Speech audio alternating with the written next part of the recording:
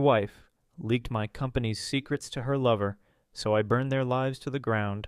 So here's my Tifu moment that spiraled into the most surreal experience of my life.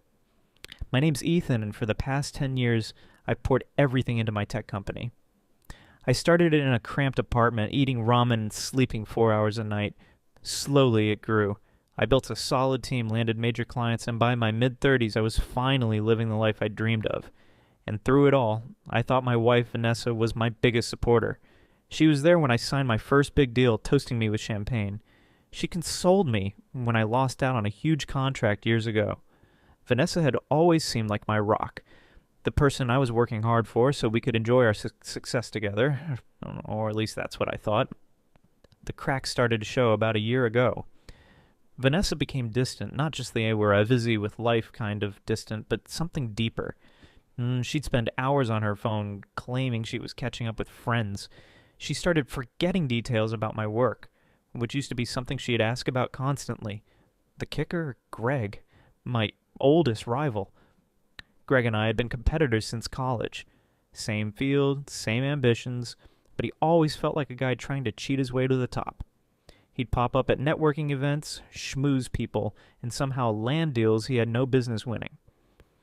At first, it seemed like a coincidence that Greg's company started launching eerily similar products to ours. He was always a copycat, so I shrugged it off. But then it happened again, and again. And it wasn't just the products. It was the exact timing, strategies, even the language we used in internal pitches.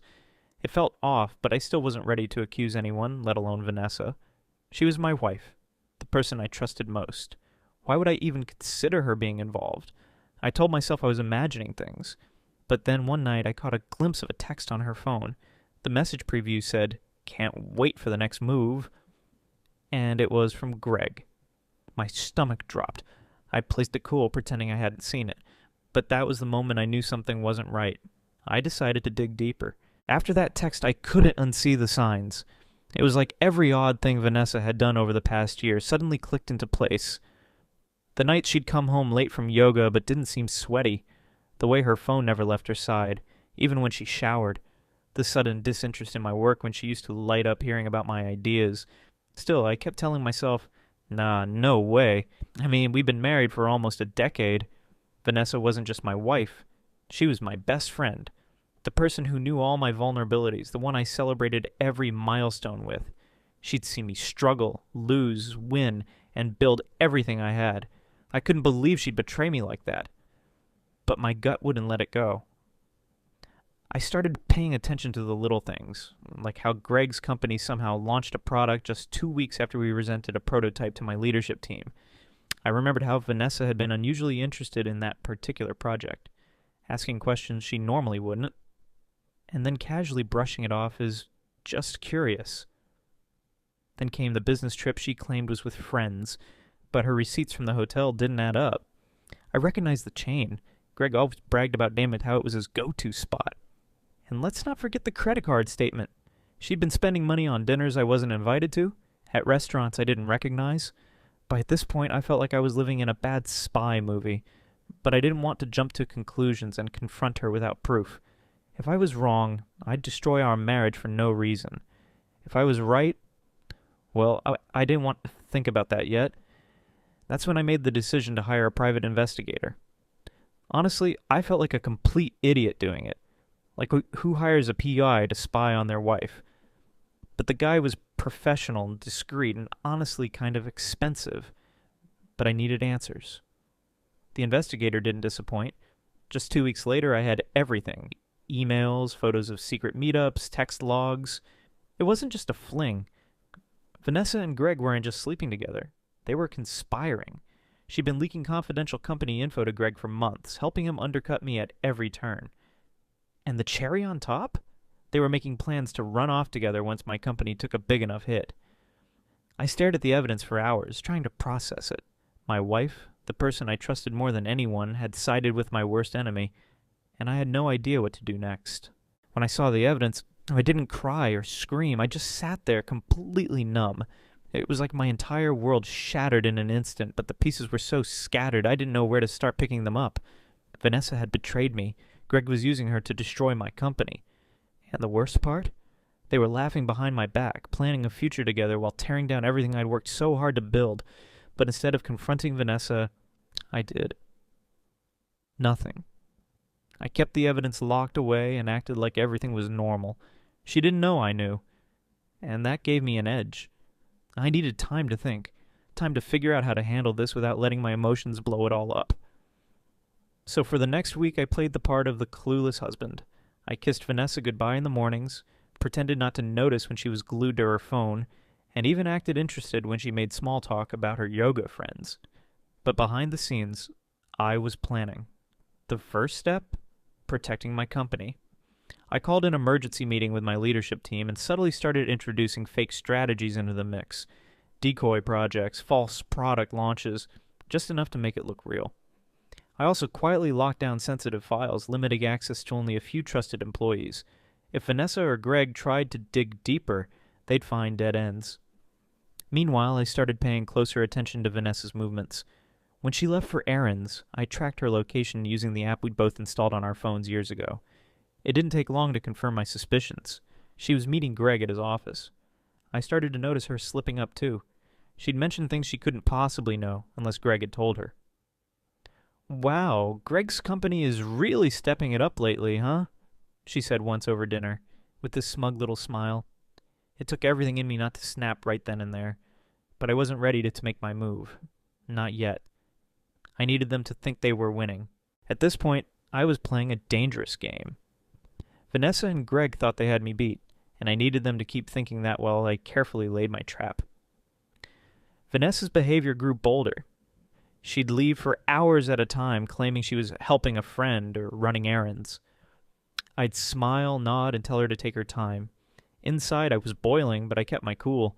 Meanwhile, Greg's company started rolling out new products suspiciously fast, exactly as I'd hoped. They had no idea I'd fed them false information. One of my projects was a cutting-edge app we'd supposedly been developing for months. I made sure Vanessa overheard me talking about it during one of her nosy eavesdropping sessions. A week later, Greg's company announced their own version of the app. But here's the kicker. It was a complete disaster. The app was full of bugs, rushed to market, and customers were furious. Negative reviews piled up online. Greg's company hemorrhaged money, trying to fix something I knew would never work. I'd given them just enough to destroy themselves. And Vanessa? She was too busy basking in their victory to notice the cracks forming in their plan. The private investigator I'd hired kept feeding me more dirt. Texts between Vanessa and Greg revealed their long-term goals. Bankrupt me, use the settlement from the divorce to fund Greg's company, and then ride off into the sunset together. But the PI also found something else. Greg wasn't as committed to Vanessa as she thought. He was seeing another woman on the side, one Vanessa didn't know about. I tucked that little nugget away for later. By now, I put everything in place. My company was secure, Greg's reputation was crumbling, and Vanessa was blissfully unaware of the storm heading her way. I was done waiting. It was time to take everything from them. The day I've been waiting for finally arrived. It was Vanessa's birthday, and she thought I was planning a romantic night to celebrate. Little did she know, it was going to be a night she'd never forget. But for all the wrong reasons, I acted the perfect husband, pretending everything was fine. I booked us a private dinner at a fancy restaurant and even gave her a new bracelet as a gift. She looked so smug, so confident she'd won, that it made me sick.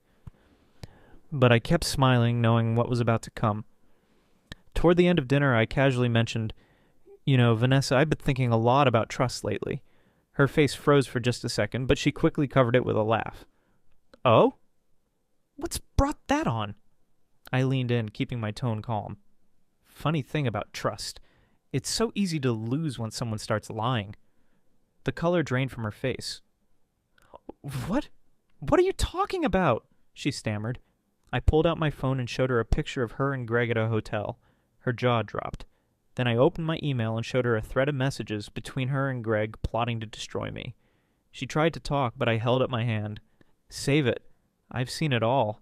The meetings, the texts, the leaks. Everything. She sat there, silent and pale, as I dropped the final bombshell. Oh, and by the way, Greg's been seeing someone else. Thought you should know. Vanessa's eyes filled with tears, but I felt no sympathy. Here's how this is going to work, I said, sliding divorce papers across the table. You're going to sign these. Thanks to the prenup, you'll walk away with nothing. And don't bother trying to fight it. I have enough evidence to ruin you in court." Her voice broke as she whispered, "Ethan, please." But I stood up, threw cash on the table for the bill, and left her sitting there, humiliated and alone. And that was just the beginning of the fallout. The chaos I unleashed didn't stop with Vanessa. It was Greg's turn to feel the weight of his arrogance. With Vanessa exposed, I turned my full focus to dismantling Greg's carefully constructed facade. The first step, publicly exposing his theft. Remember those fake strategies I'd planted? I compiled every piece of evidence showing how Greg had copied my company's work, complete with timelines, internal records, and the disastrous results of his rushed launches. I shared it all with my legal team, who filed a lawsuit against him for intellectual property theft. The news hit the industry like a thunderclap. My company released a statement framing ourselves as the victims of corporate espionage, and the media ran with the story. Headlines screamed about Greg's unethical practices, and the internet tore him apart. Clients started dropping his company faster than he could spin damage control. Investors panicked and began pulling their funding. Greg's board of directors, smelling blood, demanded answers. But here's where it got better. Greg had no idea I knew about his affair with the third woman. I sent an anonymous tip to his board, complete with photos of Greg at a luxury resort with her, paid for by the company's money. It was a scandal they couldn't ignore.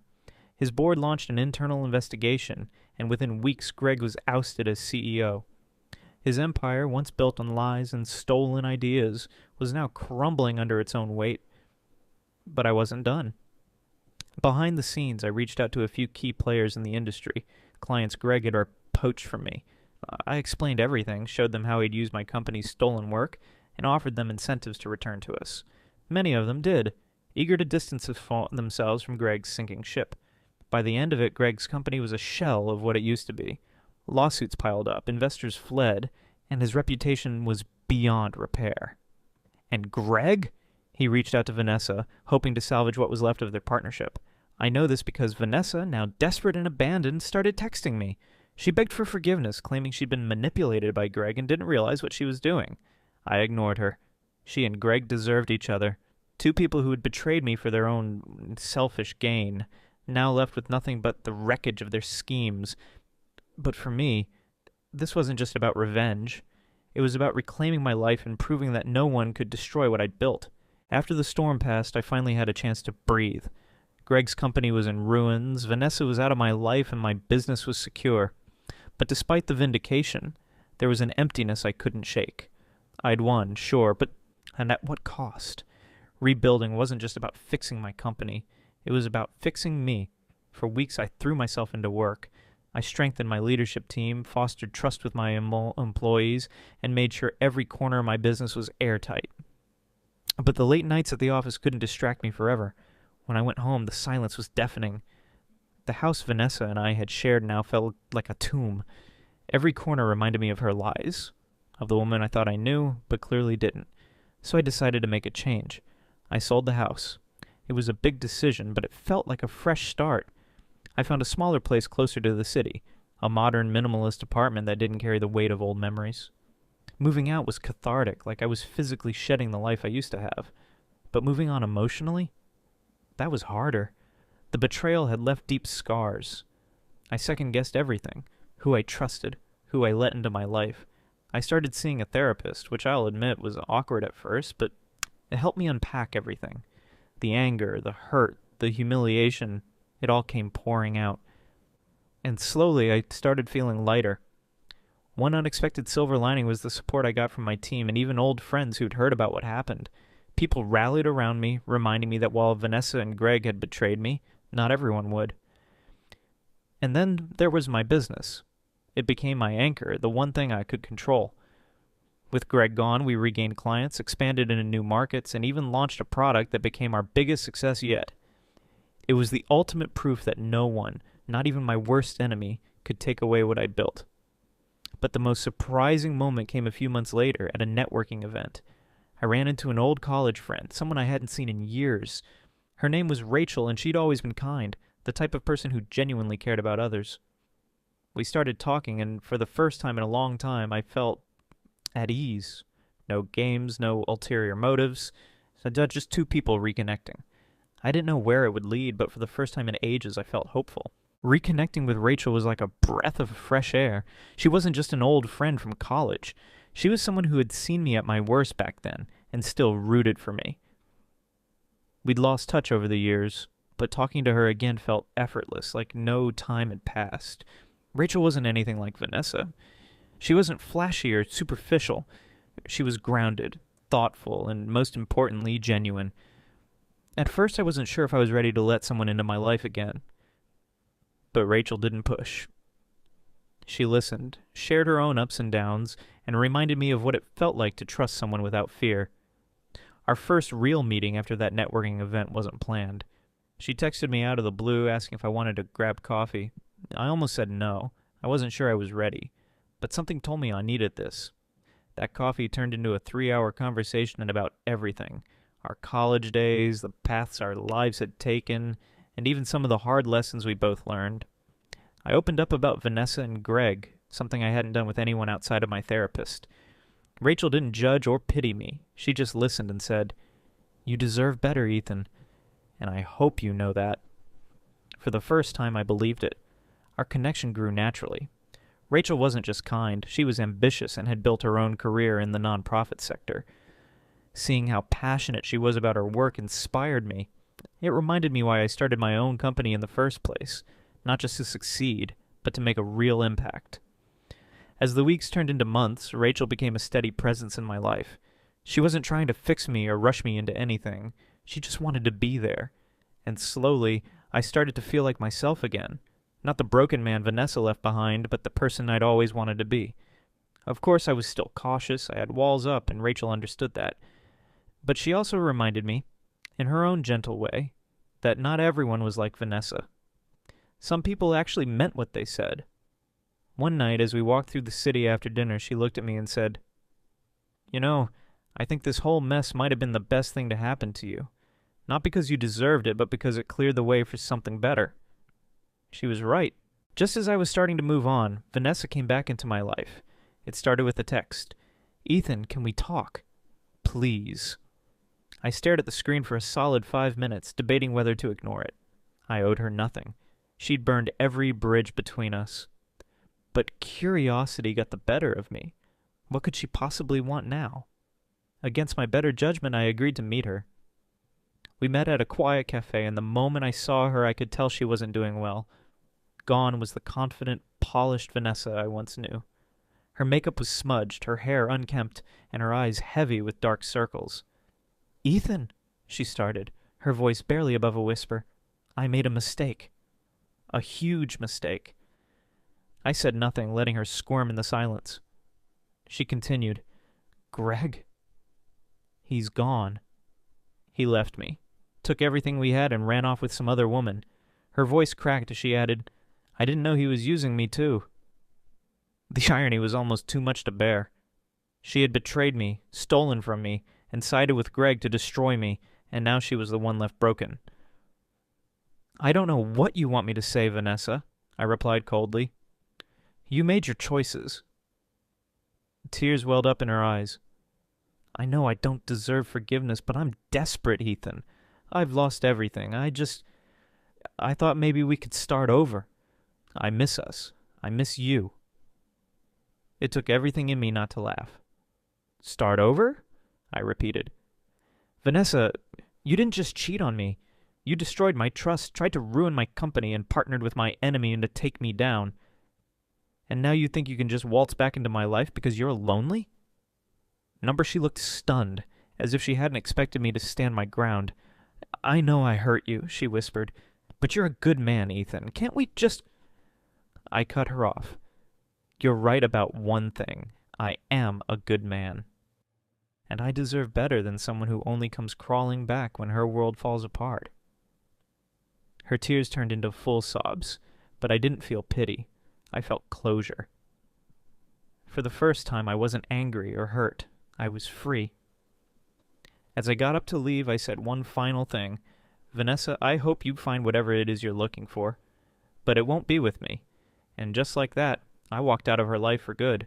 Walking away from Vanessa that day felt like shedding the last piece of a heavy burden I carried for far too long. For years I'd given her my trust, my love, and my loyalty, only for her to throw it all away. But now I had reclaimed my life, and for the first time in what felt like forever, I was truly free. With Vanessa and Greg behind me, I could finally focus on building a future that wasn't weighed down by betrayal. My company was thriving, my team stronger than ever, and the success I'd fought for was finally mine to enjoy. But the best part wasn't the business. It was the sense of peace I had found. No longer did I have to second-guess myself or walk on eggshells wondering who was scheming behind my back. I could finally look forward to the future with hope instead of fear. Rachel became a big part of that future. What started as casual conversations turned into something deeper. She wasn't just someone to talk to. She was someone who reminded me of what it felt like to trust again. She never rushed me, never demanded anything from me, and that made me want to give her my best. One evening, as we sat together on my apartment balcony, watching the city lights, she asked, "Do you ever think about what happened with Vanessa and Greg?" I thought for a moment before answering. "Not really. They don't matter anymore. What they did says more about them than it ever did about me." Rachel smiled, and for the first time in years I realized I wasn't defined by what I lost. I was defined by what I'd overcome. Now, I wake up every day knowing I've built a life I can be proud of.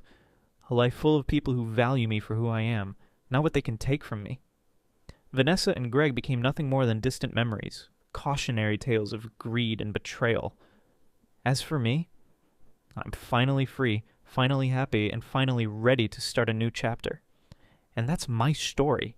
Thanks for sticking with me through the ups and downs. It's been a hell of a ride, but I wouldn't change a thing. Sometimes losing everything is the only way to find what truly matters.